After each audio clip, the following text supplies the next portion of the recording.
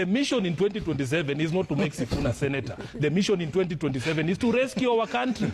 Whatever it takes, Trevor, if it takes Sifuna losing the Senate of Nairobi to kick William Ruto out and make him a one-term president, so be it. That is a higher calling than me being senator. You know? So I am telling you, Ekuru. Nairobi Senator and ODM General Secretary Edwin Sifuna, known for his sharp criticism of government officials, has recently praised former Deputy President Rigathi Gachagua, a man who once openly he criticized.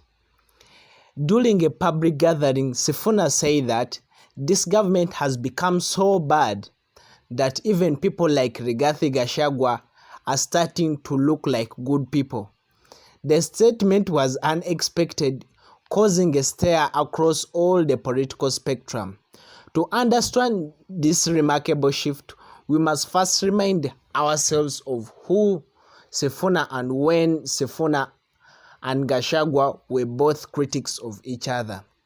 In the Senate and at party meetings, Sifuna did not once mince words with him. He even accused Gachagua of tribal politics and arrogance, warning that his kind of leadership was divisive and dangerous to Kenya's unity.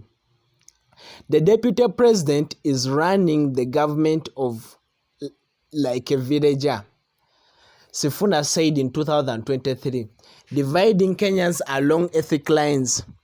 Wewe Ruto, wewe Kasongo, wewe Arab Mashamba, wewe Muongo, wewe Mwizi, wewe Kasongo. Ground hapa Ukabani nasema nini? Kenya is not a Chikuyu or Kelenji project. It belongs to all of us.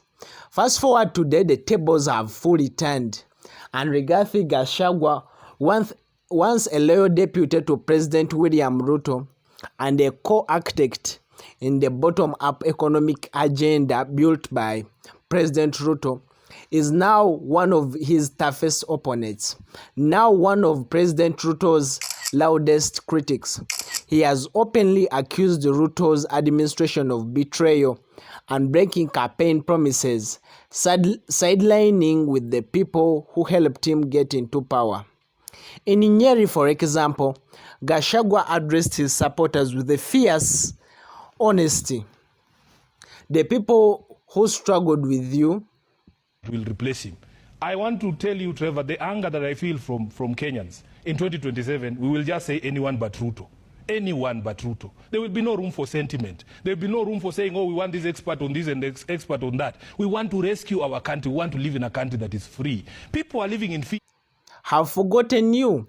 Some people around the president did not even campaign for him, but they are now making decisions for this country. His words have resonated with very many Kenyans that are opposing William Ruto, especially those around the Mountain Kenya region. But even the opposition politicians took notice. Sifuna publicly acknowledged that Gachagua's criticism reflected truth many had ignored. Sifuna said, "We may not like what he says and how he says it, but Gachagua has finally started telling the truth about the administrations. It's chaotic, confused, and feel betrayal." Sifuna's comments shocked very many within ODM. Safari ya kuunda serikali ya 2027 imeanza. Sisi tumekuja hapa kusema. Party leaders like Makadara, the MP, accused him of undermining the party unified stance of praising someone who had been part of the government.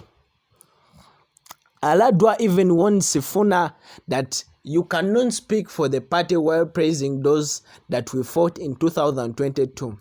If he wants to join Gachagua, he should do so, but Sifuna should stand firm. Sisi tumekuja hapa kusema. Huyu kiongozi wenu Kalonzo Musyoka tumeketi na yeye. tumeketi na Eugene Wamalwa, tumeketi na Fred Matiang'i. In a fairly press briefing, he even said, "I'm not praising Gachagua because we've suddenly become friends. I'm just saying that someone from the inside starts confirming what we've been saying for years. This government is broken and we must acknowledge all this. The growing rift within Kenya Kwanza is not secret. President Ruto's promises of economic transformation have not materialized for any Kenyans, you ask. The cost of living has continuously risen. Unemployment has remained the same, stubbornly high. Many fell behind by so-bottom called politics agenda. In the streets of Nairobi and beyond, ordinary citizens have fully expressed their frustrations. We are suffering, all in Nairobi. If Gachagua is now saying the same things as the opposition, maybe he has turned to the right side. Political analysts have noted that this alignment between Gachagua and Sifuna signals a shift that could redefine the politics of the 2027 elections. Kenya's political history of fully supplying alliances during elections, for example from Raila Odinga and Uhuru Kenyatta's handshake to rise of Ruto and Gachagua from the ashes of Jubilee. Kenya's politics is fluid, said one of the analysts. If Sifuna and Gachagua are now speaking the same languages, it tells us something big is happening behind the scenes. And there is a speculation that Gachagua is positioning himself as a kingmaker of 2027, rather than aiming directly for the presidency himself. Some believe he may broker deals with the opposition leaders like Raila Odinga or Kalonzo, or even with Sifuna acting for a potential bridge between them.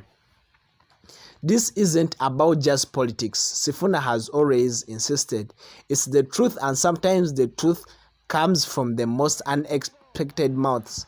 However, not everyone is convinced. Critics caution against the forgetting Gachagua's past controversies, including accusations of tribal favoritism, corruption allegations. A civil society leaders cautioned, let's not sanitize Gachagua just because he is now convenient. We must need the consistency and not opportunism that may be showing.